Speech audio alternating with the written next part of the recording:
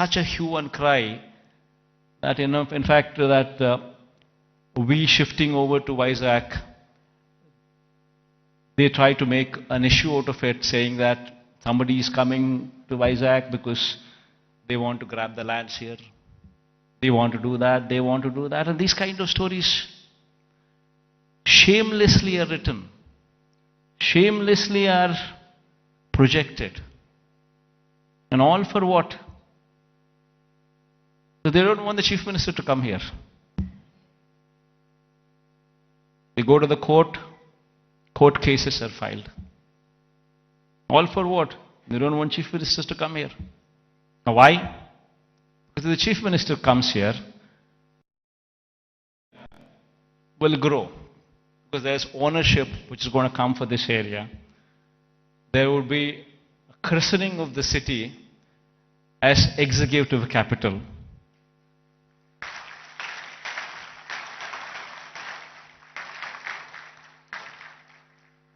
So they don't want the Chief Minister to come here because they have vested interests elsewhere. They bought land before the capital could be announced elsewhere. Thousands of acres in private hands, Benami lands. And they're all scared. The moment this becomes the executive capital, the land rates there would further plunge. And because of this vested interest, today, Vizag has taken the beating. So going forward, I'm here to assure everybody here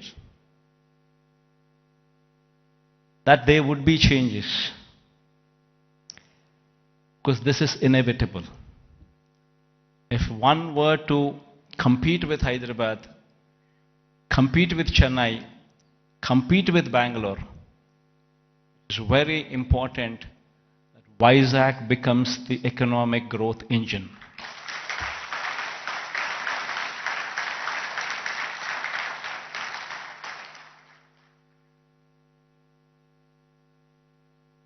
That is, in fact, if I were to have any vested interest, probably I would be speaking about Kadapa.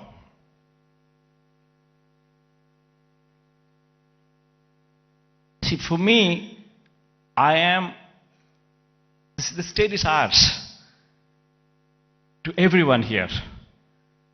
And one in my place should think in terms of what is good for the next generation.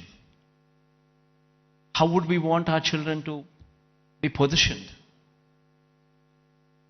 How are the state's revenues going to be?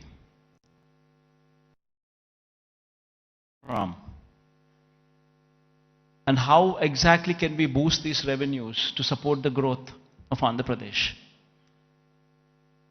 If we do not think like this in terms of growth for Vizag, then who would think?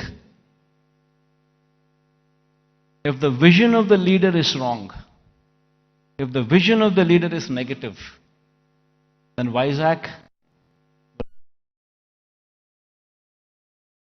today unfortunately, only person standing for Visakhapatnam as executive capital is only me.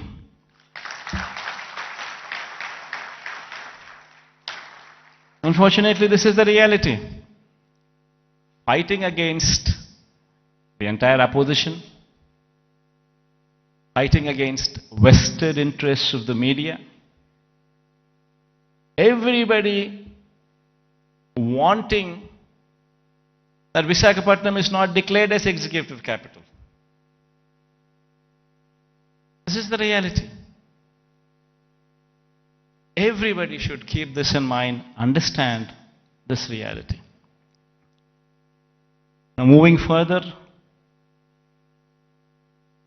Vizag would have to develop. I'm assuring you, cases going on, we have so many people trying to oppose everything. But I'm assuring you, post-election, my stay would be in Vizag.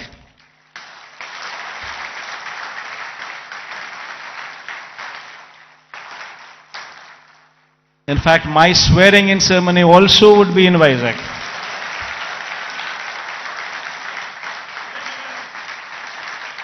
This is my commitment to Vizag.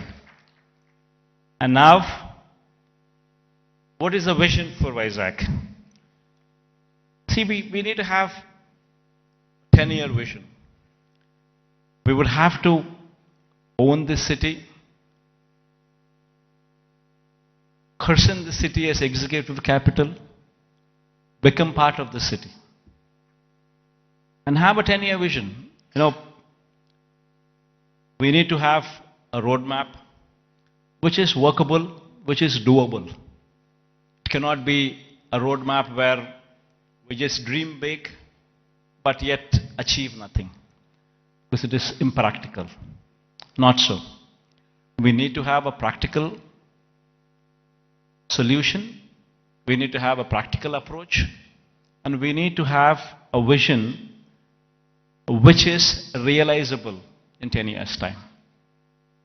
Of course, this vision is one vision which cannot be alone done by the state government.